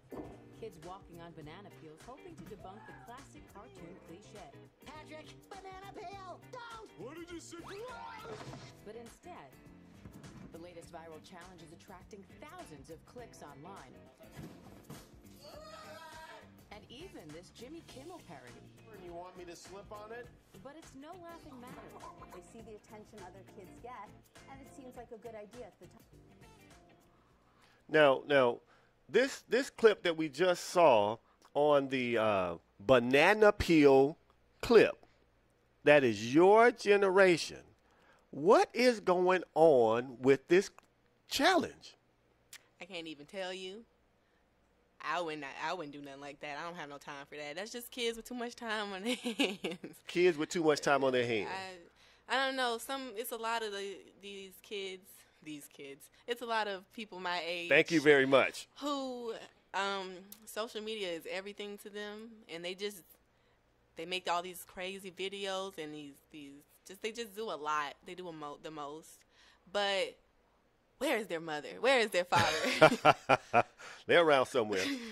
You know, the thing that I find really funny about these different challenges and all this other stuff, it gets back to how it seems your generation didn't go outside a lot. It didn't seem y'all don't understand the joy of the playground, just being outside, playing football or baseball in the street or something like that.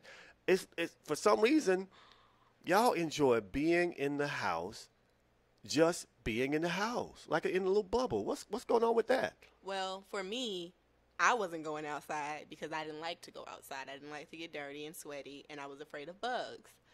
But I don't know, going outside back in your day, you could be outside for a while and not really worry about the predators. But nowadays, you can't be outside like you could be. You can't walk to the store like you could back then because you'll get snatched up. Okay. It's dangerous. No, that's fair. Now, we lived in one apartment complex that wasn't the best apartment complex.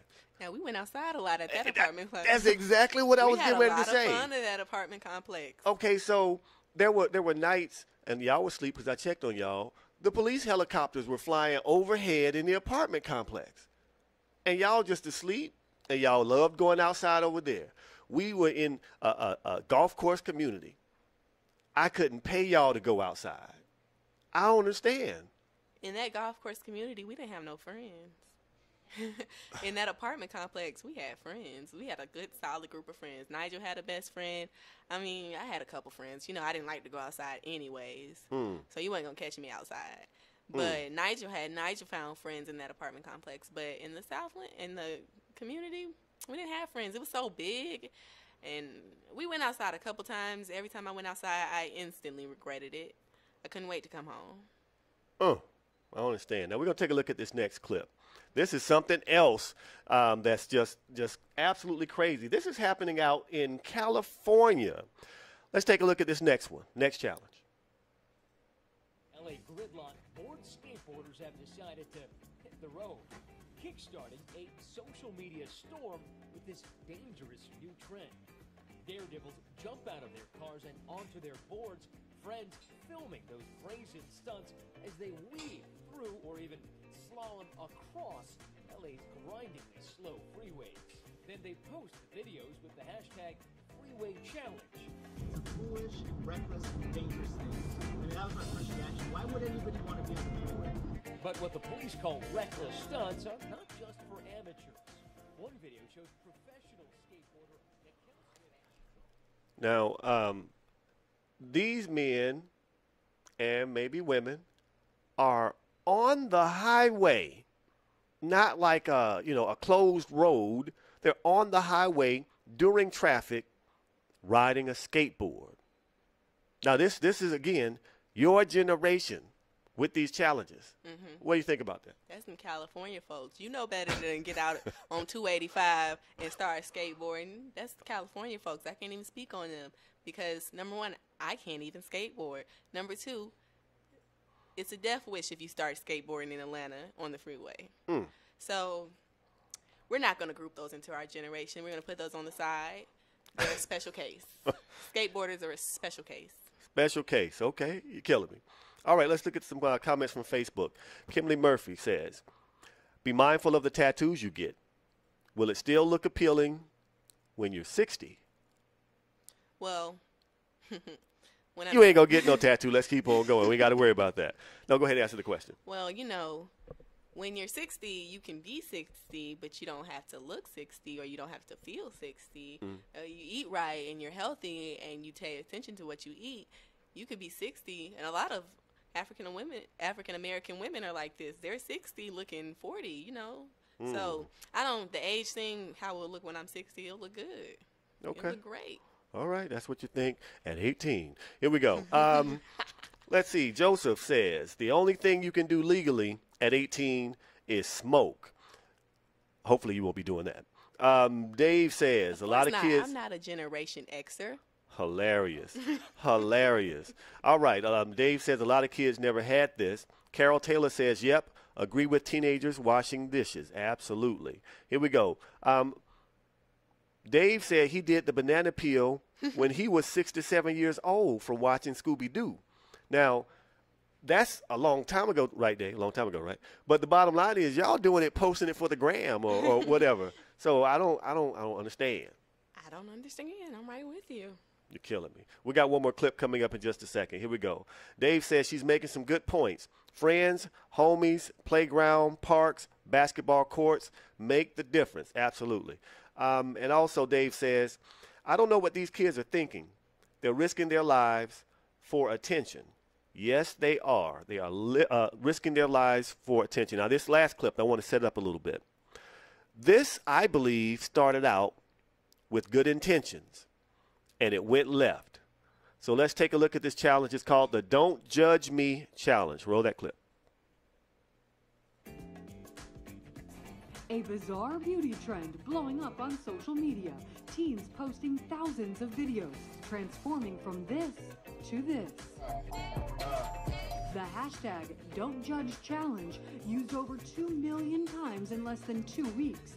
The trend starting off as a campaign for teens taking a stand against body shaming. Essentially, the idea was, this is not what I really look like, but you judged me. And I think that's the awareness that they wanted to create. Attempting to make themselves appear less attractive, painting on thick unibrows, acne, missing teeth, and wearing glasses, then transforming into what they perceive as beautiful.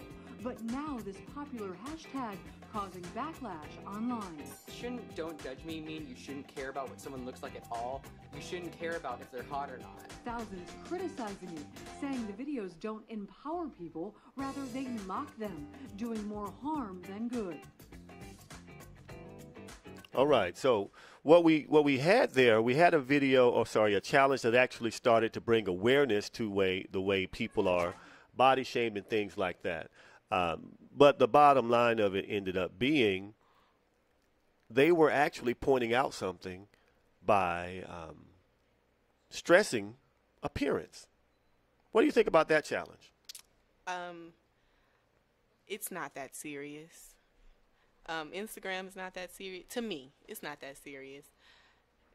Yes, they might be having a certain message, but it's just people making themselves look funny, doing all that with their face, just so they can show that they're pretty at the end. I don't put too much thought in it because I don't think it requires that much thought.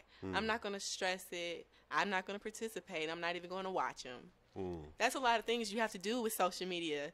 Some posts, you just can't pay that much attention to. You can't think about it too much because, especially on Facebook, you see some things and you'll be like, what is this? Don't think about it too much. Don't think about it too much.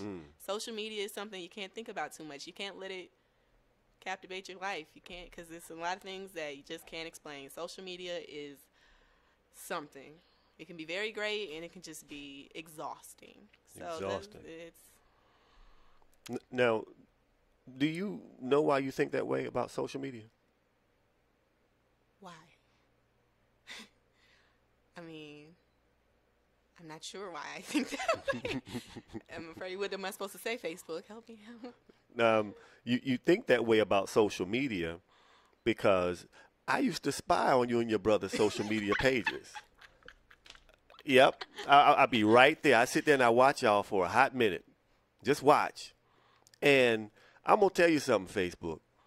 My children's used to cuss like crazy on social media. I would sit there, I'm like, whose child is this? See? No, I ain't through. They would just be, I'm like, no. So I went in Facebook to both of their accounts one time, and I put on all their accounts a picture of somebody getting a spanking. And I told everybody on their Facebook pages at that time, this page has been shut down by Nala's daddy or Nigel's daddy. And then after that, when I noticed, because I still followed y'all, and y'all didn't know I followed y'all, I noticed that you didn't cuss as much. I noticed that one time some boy said something to you out of pocket, and you said, what would you feel like if my dad saw you say this to me? So I believe that part of your distance from social media was because of those couple of times that I went in on your page. Mm-hmm. So isn't that what you're talking about where you say, you know, parents have to do some things to make sure in my generation that your generation is prepared, something like that? Social media is definitely a problem, and more parents should regulate social media when they're young, you know, before, you know, they know what they're doing. When I'm in the 6th grade, I thought I was a real street person. I was tough. So, yeah, I was cussing on social media because people needed to know that I'm tough. But, you know, I don't have to cuss to be tough. You know, so. I don't understand why y'all were trying to be so tough. I wasn't trying to be tough. I was tough. It's not something I try to do. It's a lifestyle.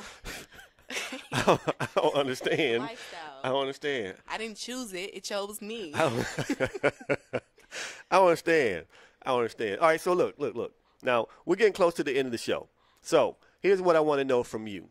What advice would you give to your peers about getting ready for the next level? What advice would you give to your friends right now? Ooh. Me and my friends, we be talking about this. We talk about this. You know, it's scary because what are we supposed to do? But the advice that I go by and that I tell other people is we got to ask questions. We got to ask for help. If the counselor isn't going to help us, then I'm going to find somebody that can. Because you just can't, you can just go online and see a college application, but you need somebody to help you. You need somebody who's done it before, or somebody who knows what to do, who sent a couple kids to college. I definitely believe in counselors. You just got to get help because you never applied to college before. You never been to college before. It's a whole new thing. And it's not something that I feel like you could just feel out. Because, you know, you can make a mess. You can put some loans and you just be in a mess. So you need to find somebody who's done it before, people who know what they're talking about. And it's, you just got to find somebody who knows. There's nothing wrong with asking for help. Okay. All right. Fair enough. With that one friend that you've experienced and as much as you can share that was going down the wrong path, that you saw something that they could have avoided, but for whatever reason they didn't avoid it. What did you do anything to try to help them out? Yes. What'd you do? I always offer help. I'm never too stuck up to help anybody. So, and I'm very generous. So if I have a friend who ever needs money, I'm always, these are certain friends, it's not just any friend, but if I ever have like a close person in my life who needs money, I've always given them money. I help people. Sometimes you just need somebody to talk to who can help you plan out, because sometimes when you're thinking to yourself, you can't put it all in perspective. So I'd be like, so what are you finna do? And how you gonna do that? You just need somebody to talk to help you put stuff in perspective. So I've always been a listener. I've always been generous. I've always been, sometimes you just need somebody that's down just to go with the plan with you. And I've always been somebody to just be like, let's do it. Let's do it. So, you know, I consider myself to be a very good person to have on your team. I'm clutch, like Kobe in the fourth. So if you ever need, I'm pretty much whatever you need at the time. To my friends. Not everybody gets that. Not everybody deserves that. But to my friends, I'm pretty clutch. Okay, so let's close it out the way we started it. We're talking about the Battle of the Generations here. Battle of the Generations. What generation, or who's your generation's best athlete? Is it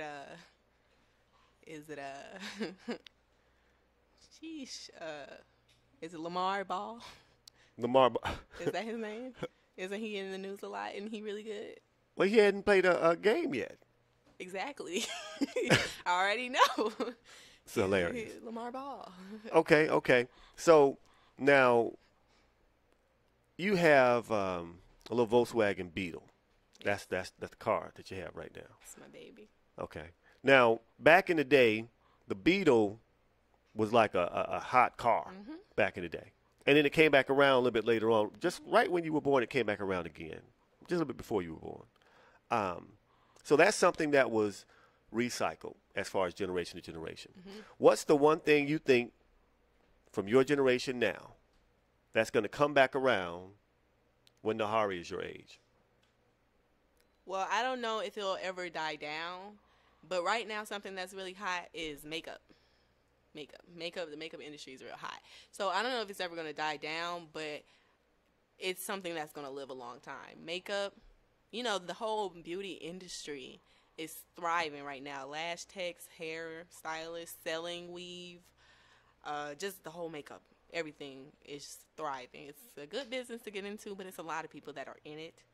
So as far as like the contour and the highlight, all of that stuff, it definitely is not going to die down. And if it dies down, it will definitely make a comeback.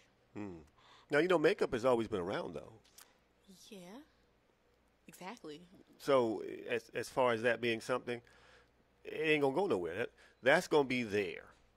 But what's that thing that's, you know, unique to your generation that's going to come back around and, you know, kids are going to be like, we started this. And then you're going to look at them like, I was doing that when I was 12.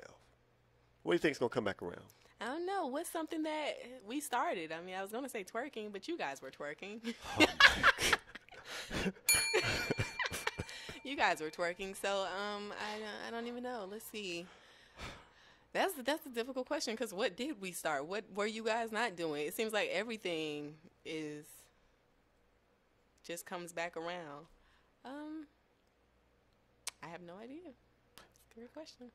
Yeah, the reason I ask is I want you to pay attention to what's going on now and just watch. And then watch how it comes back around, like Nahari and all her contemporaries are going to believe that they're the first persons to do this. Remember in elementary school, you made this rap, okay? Wait, which one? The one that I performed? The one that you performed on the announcements. Okay. Okay. You thought I forgot something? No, I didn't know if you were talking about the second grade rap. I'm talking about when you done the announcements. Do you remember the second grade rap? I remember everything about you. That rap was hard. Okay, spit. It had a couple curse words in it. I don't understand how you cussing in the second grade. It was like you think. It was like you think you rolling on wheels. That's a broke down automobile. Yeah, I'm gonna need you to take that one back to the stove. Add some curse words in there, and that's the rap. I don't know. Boy, I tell you what, I think I forgot about that one. But listen, you know, I just wanted to do this today because we were talking about just different stuff and having one of those, you know, father-daughter conversations, and I thought this would make an interesting show.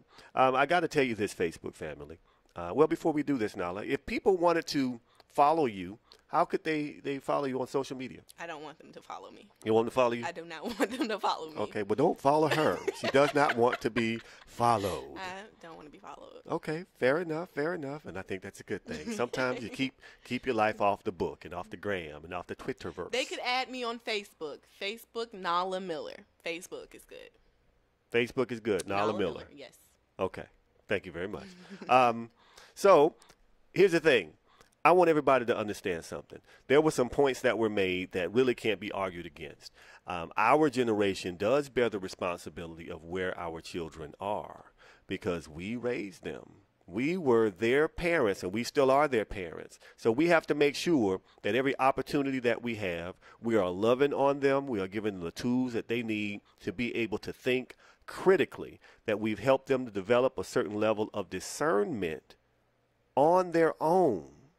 These are things that we have to put in them so that when they leave, they're ready to be somebody's husband or somebody's wife or something like that. Not just a person out there working or striving or struggling, but somebody ready to partner with someone successfully. The only way they can do these things, we don't even have to do it all the time. We just have to we have to show them how to do it and bring out something in them so that they can sustain themselves. They can be self-sufficient. They can be independent, yet still understand and embrace the value that family puts in place. Vitally important. All right, now every Saturday from 6 o'clock p.m. to 8 o'clock p.m. We get together and we do this. This is Let's Talk About It Live with Jeffrey L. Miller on Instinct Radio and on Facebook Live. Follow us on Twitter, Instinct_radio, Instagram, Instinct Radio, Facebook, Instinct Radio Station, Periscope, Instinct_radio. You can email us at instinctradiolive@gmail.com. I am Jeffrey Miller. You can find me at Talk with Jeffrey on all social media except for Snapchat. You're not going to find me on Snapchat. I don't understand Snapchat. Not going to do it. Now, we had a lot of fun today. We're going to do this again next week. But for right now, I am out. The biggest station in the world, playing all of today's hits. You're listening to Instinct Radio.